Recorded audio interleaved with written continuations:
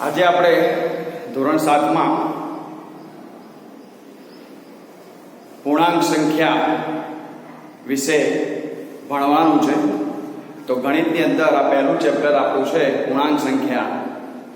આ શરૂઆત કરતા પહેલા આપણે ધોરણ 6 માં જે કંઈ થોડું ઘણું શીખી ગયા છે સંખ્યા વિશે, એના વિશે થોડું જ્ઞાન લેવું પડે, એના પછી એક સ્ટેપ આગળ જવાય। તો આ માટે પહેલા આપણે શરૂઆત કરીએ છીએ પ્રાકૃતિક સંખ્યાથી। તો પ્રાકૃતિક સંખ્યા એટલે શું આ ધ્યાન રાખવાનું। તો પહેલા પ્રાકૃતિક સંખ્યા વિશે કહીએ તો 1 થી શરૂ થતી સંખ્યાને પ્રાકૃતિક સંખ્યા કહે છે। પ્રાકૃતિક સંખ્યાઓ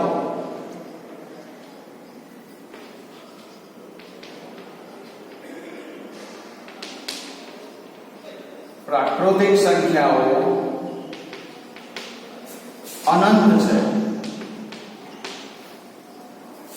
ઉદાહરણ તરીકે જોઈએ તો 1 2 3 4 અનંત આ પ્રાકૃતિક સંખ્યાઓ કહેવાય।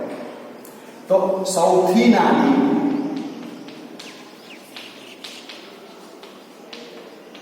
પ્રાકૃતિક સંખ્યા 1 થાય। તો મિત્રો ખબર પડી કે 1 થી શરૂ થતી સંખ્યાને પ્રાકૃતિક સંખ્યા કહેવાય। પ્રાકૃતિક સંખ્યાઓ અનંત છે। ઉદાહરણ તરીકે 1 2 3 4 આ અનંત સુધી વિસ્તરેલી છે અને સૌથી નાની પ્રાકૃતિક સંખ્યા 1 થાય। હવે બીજી સંખ્યા તમે ભણી ગયા છો જે છે પૂર્ણ સંખ્યા।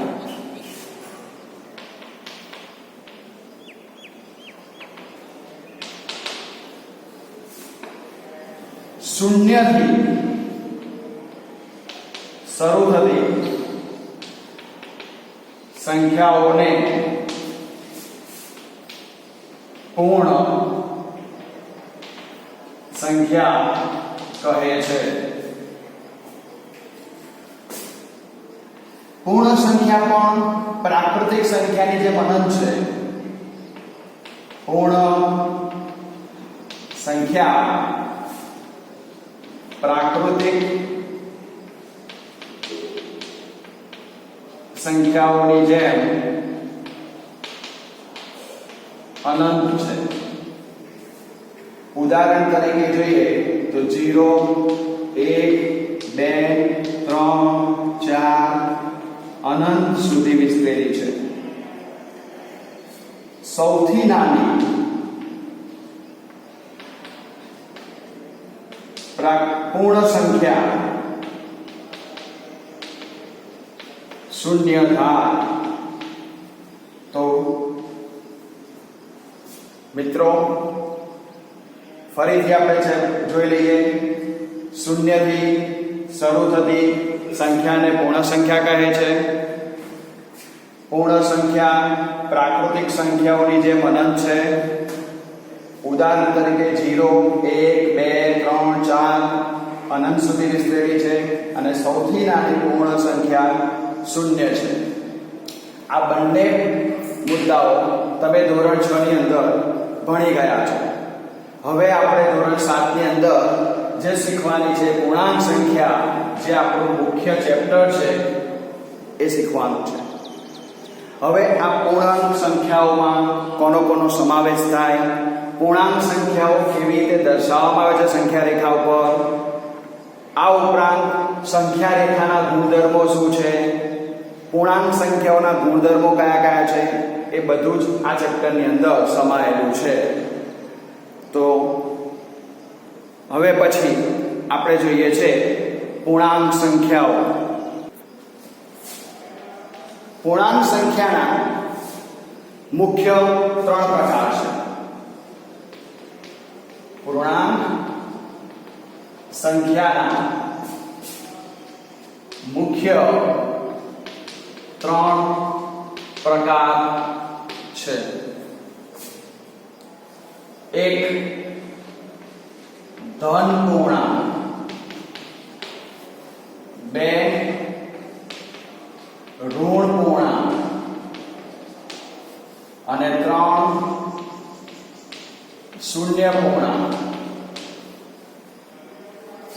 ધન પૂર્ણાંકની અંદર જો આપણે ઉદાહરણ જોઈએ તો 1 2 3 4 જે આપણે પ્રાકૃતિક સંખ્યા આવતી હતી એ બધી ધન પૂર્ણાંક છે. ઋણ પૂર્ણાંકની અંદર ઉદાહરણ તરીકે જોઈએ તો ઋણ 1 ઋણ 2 ઋણ 3 એટલે કે આગળ માઈનસ નું ચિહ્ન આવે, નેગેટિવ સંખ્યાઓ બધી જ ઋણ સંખ્યા કહે છે. આમાં ઉદાહરણની અંદર ફક્ત શૂન્ય આવે. સંખ્યા રેખા પર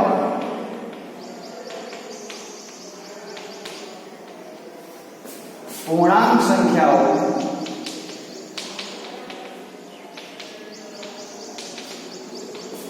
નું નિરૂપણ જોઈએ. હવે આ સંખ્યા રેખા પર પૂર્ણાંક સંખ્યાઓનું નિરૂપણ કેવી રીતે થાય એ જોવાનું છે. તો આ માટે પહેલા તમારે એક રેખા દોરવાની છે. ફૂટપટ્ટી પેન્સિલનો ફરજિયાત ઉપયોગ કરવામાં, કારણ કે ફૂટપટ્ટી પેન્સિલ વગર દર્શાવી શકાય નહીં. વચ્ચે તમારે શૂન્ય પૂર્ણાંક આવે. શૂન્ય પૂર્ણાંકની જમણી બાજુ બધા જ ધન પૂર્ણાંક યોગ્ય અંતરે દર્શાવવા અને તે અનંત છે. શૂન્યની ડાબી બાજુએ બધા ઋણ પૂર્ણાંક દર્શાવવાના અને ઋણ પૂર્ણાંક તમે કૌંસમાં દર્શાવો, કૌંસ વગર દર્શાવો તો માન્ય ગણવામાં આવે છે, પણ એ પણ તમારે યોગ્ય અંતરે દર્શાવવા પડે. આ બધા જ અંક વચ્ચેનું અંતર ફૂટપટ્ટી પેન્સિલની મદદથી એક સરખા અંતરે બધા દર્શાવવાના છે. અને મિત્રો ધ્યાન રાખજો કે જમણી બાજુનો પૂર્ણાંક, સંખ્યા રેખા પરના જમણી બાજુનો પૂર્ણાંક હંમેશા ડાબી બાજુના પૂર્ણાંક કરતાં મોટો હોય. એવી જ રીતે આપણે કહી શકીએ કે ડાબી બાજુનો પૂર્ણાંક જમણી બાજુના પૂર્ણાંક કરતાં હંમેશા નાનો હોય. ઉદાહરણ તરીકે 5 અને -3 વચ્ચેનો આપણે સંબંધ દર્શાવવો છે. કયો નાનો કયો મોટો અસમતાના ચિહ્ન વડે આપણે દર્શાવવું છે. તો અસમતાના ચિહ્ન વડે દર્શાવવા માટે આપણે કઈ અસમતા ચિહ્નો વપરાય? Greater than 5 greater than -3, 5 greater than -3. બીજું ઉદાહરણ એક્ઝામ્પલ આપણે જોઈએ તો તમને માઈનસ નેગેટિવ સંખ્યા પહેલા આપી છે -1 અને 4, એના વચ્ચેનો આપણે સંબંધ દર્શાવવો છે. તો અહીંયા જમણી 4 એ શું છે? સંખ્યા રેખા પર જમણી બાજુ રાઈટ સાઈડ ઉપર છે, 0 ની રાઈટ સાઈડ ઉપર છે, એટલે 4 એ મોટું થાય. 4 મોટા થાય તો તમારું અસમતાનું ચિહ્ન 4 તરફ આવે. 4 બાજુ તમારે અસમતાનું ચિહ્ન દર્શાવવું પડે. તો આ રીતે સંખ્યા રેખા પર આ પૂર્ણાંક સંખ્યાઓનું નિરૂપણ થાય છે. ફરીથી પૂર્ણાંક સંખ્યાના મુખ્ય 3 પ્રકાર છે: ધન પૂર્ણાંક, ઋણ પૂર્ણાંક, શૂન્ય પૂર્ણાંક. ઉદાહરણ તરીકે 1 2 3 4. બીજું ઋણ પૂર્ણાંકમાં જોઈએ તો ઉદાહરણ તરીકે -1 -2 -3. અને શૂન્ય પૂર્ણાંક એક જ છે જે શૂન્ય છે. સંખ્યા રેખા પર દર્શાવવાનું છે. આ પૂર્ણાંક સંખ્યાઓ સંખ્યા રેખા પર કેવી રીતે દર્શાવાય? તો સૌપ્રથમ સંખ્યા રેખા દોરવાની, વચ્ચે શૂન્ય મૂકવાના, જમણી બાજુ બધા ધન પૂર્ણાંક આવે, ડાબી બાજુ બધા ઋણ પૂર્ણાંક આવે. અને એટલું યાદ રાખવાનું કે જમણી બાજુ જે પૂર્ણાંક હોય એ ડાબી બાજુ કરતાં મોટો હોય, ડાબી બાજુનો પૂર્ણાંક જમણી બાજુ કરતાં નાનો હોય.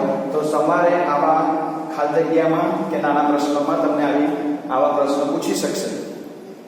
હવે આપણે જોવાના છે અપૂર્ણાંક, આ જે પૂર્ણાંક સંખ્યા છે એ પૂર્ણાંક સંખ્યાના ગુણધર્મો કયા છે. તો આપણે જોઈએ પૂર્ણાંક સંખ્યાના ગુણધર્મો. એમાં પૂર્ણાંક સંખ્યાના ગુણધર્મો. પૂર્ણાંક સંખ્યાના ગુણધર્મોમાં પહેલો ગુણધર્મ આવે છે દ્વિક ક્રિયા તરીકે પૂર્ણાંક સંખ્યા. તો આ ગુણધર્મમાં એવું છે કે બે પૂર્ણાંક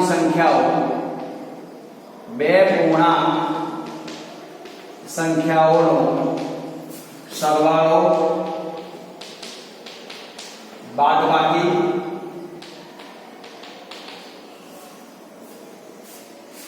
કે ગુણાકાર પૂર્ણાંક સંખ્યા જ મળે. ઉદાહરણ તરીકે -5 વત્તા 2 -3. તો -5 પૂર્ણાંક સંખ્યા છે, 2 પણ પૂર્ણાંક સંખ્યા છે, એ બંનેનો સરવાળો કરીએ છીએ તો -3 મળે છે. આ -3 એ પણ શું કહેવાય? પૂર્ણાંક સંખ્યા કહેવાય. બીજું એક્ઝામ્પલ જોઈએ તો બીજા એક્ઝામ્પલની અંદર આપણે બાદબાકી જોઈએ છે કે -3 4 તો શું થશે? -7 થશે. તો -3 -4 is equals to -7. તો આ શું થયું? આ પૂર્ણાંક સંખ્યા છે, -4 બી પૂર્ણાંક સંખ્યા છે, તો એનો જવાબ જે આવે એ પણ પૂર્ણાંક સંખ્યા થાય. એવી રીતે ગુણાકાર બી થઈ શકે છે. -2 ગુણ્યા તમે 5 કરો 5 -2 ગુણ્યા ઇન્ટુ 5 ગુણ્યા 5 તો -10. આન્સર શું આવશે? -10. તો આ -10 પણ શું છે? પૂર્ણાંક સંખ્યા જ છે. એનો બીજો ગુણધર્મ આપણે જોઈએ તો બીજો ગુણધર્મ છે ક્રમનો ગુણધર્મ.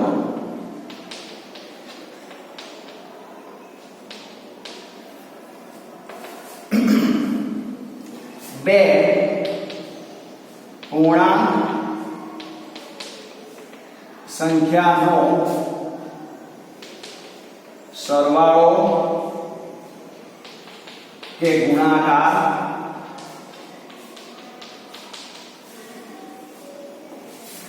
ગમે તે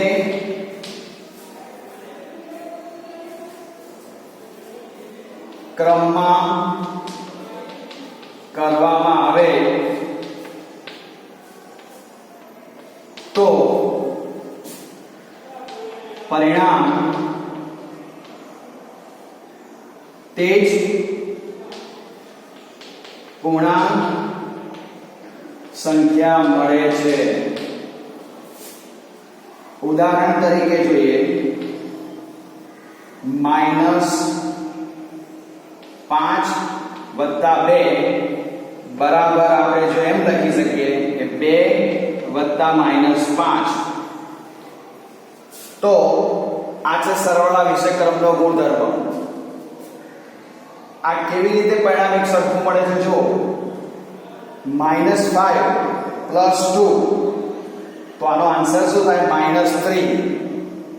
અને સામે પણ આપણે જોઈએ, સામે જમણી બાજુ રાઈટ હેન્ડ સાઈડમાં તો 2 + -5 તો આનો આન્સર પણ -3 આવે. માટે ગમે તે ક્રમ જાળવીને અથવા તો ગમે તે ક્રમમાં પૂર્ણાંક સંખ્યાને મૂકીને સરવાળો કરવામાં આવે તો આપણને એનો જવાબમાં કોઈ આન્સરમાં કોઈ ફરક પડતો નથી. એટલે કે પરિણામ આપણું તે જ પૂર્ણાંક સંખ્યા મળે છે.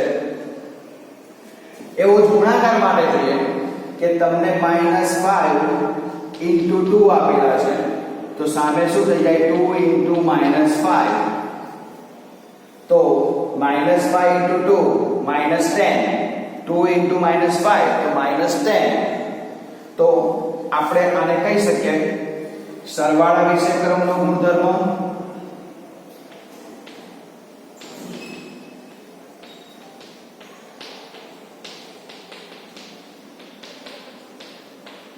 અને આને કહી શકીએ ગુણાકાર વિશે ક્રમનો ગુણધર્મ.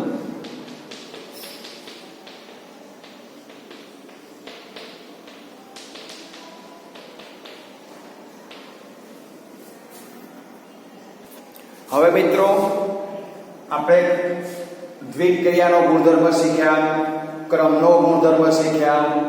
હવે આપણે ત્રીજો ગુણધર્મ શીખવાનો છે અને ત્રીજો ગુણધર્મ છે જૂથનો ગુણધર્મ.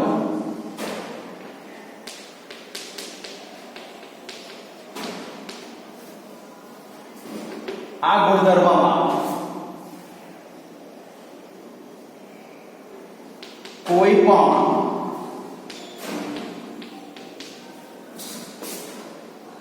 પૂર્ણાંક સંખ્યાના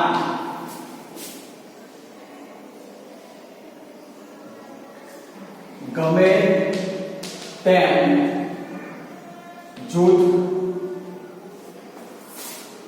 બનાવીને સરવાળો કે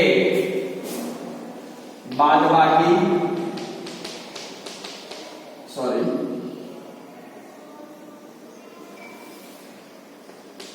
ગુણાકાર કરવામાં આવે તો પરિણામ તે જ પૂર્ણાંક સંખ્યા મળે. તે જ એટલે કે પરિણામમાં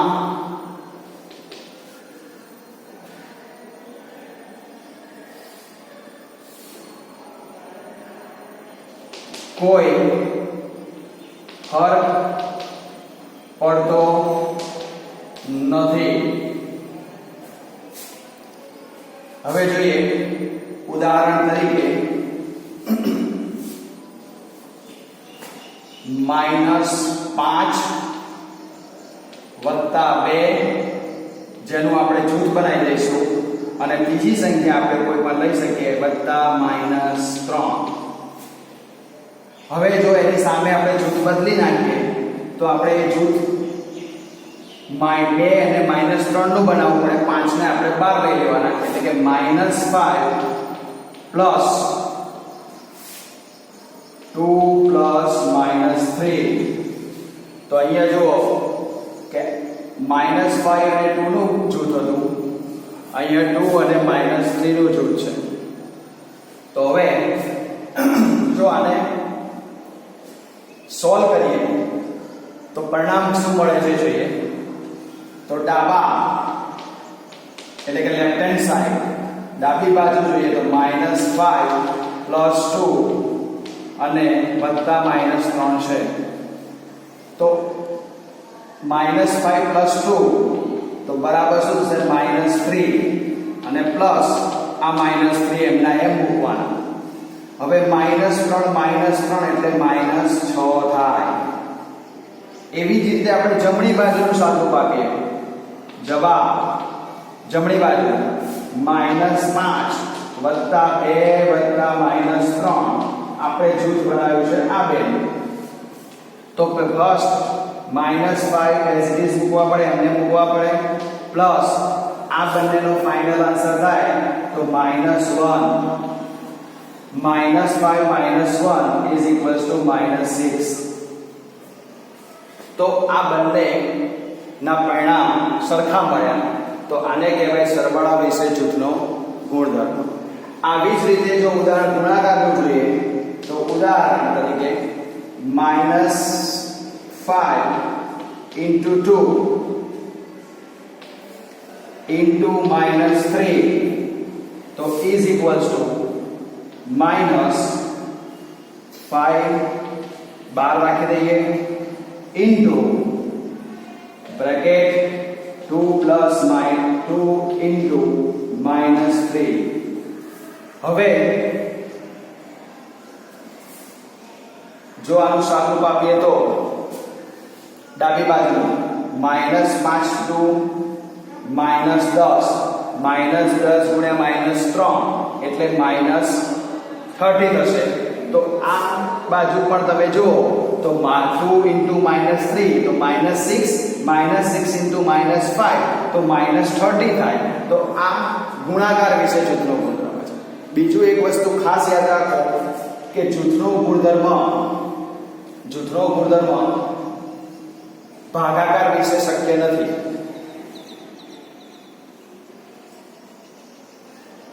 ક્રમનો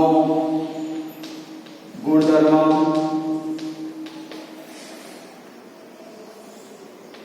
જૂથનો ગુણધર્મ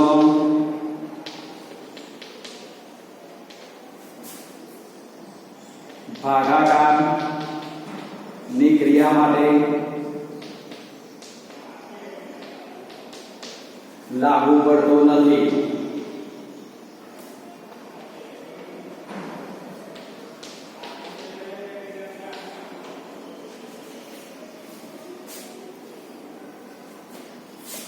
તો આ થયા જૂથનો ગુણધર્મ. આની પહેલા આપણે જોયો ક્રમનો ગુણધર્મ. હવે આપણે જોઈએ છે વિભાજનનો ગુણધર્મ. વિભાજનનો ગુણધર્મ જે ચોથો ગુણધર્મ છે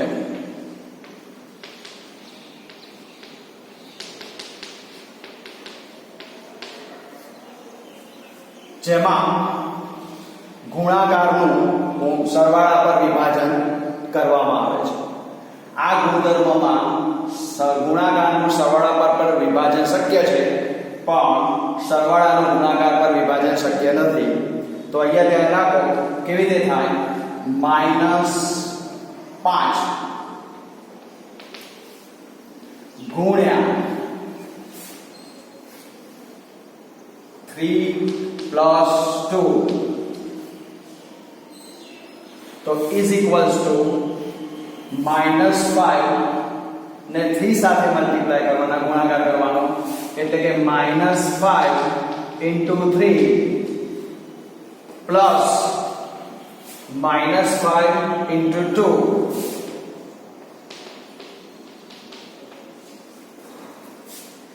તો આપણે ડાબી બાજુનું સાદું આપીએ, જોઈએ કે આ પરિણામ સરખું થાય છે કે નથી થતું. આપણે પરિણામ ડાબી બાજુનું અને જમણી બાજુનું સરખું મળે છે કે નથી મળતું એ જોવું પડે, ચેક કરવો પડે આ નિયમને. તો ફર્સ્ટ આપણે ડાબા લઈએ છીએ, ડાબી બાજુ left hand side, that means -5 * 3 + 2 આનું સાદું આપીએ તો -5 * 3 + 2 મીન્સ 5. કૌંસ ના કરો તો ચાલે, ધન છે એટલે -5 × 5 -5 × 5 -25 આન્સર આવશે.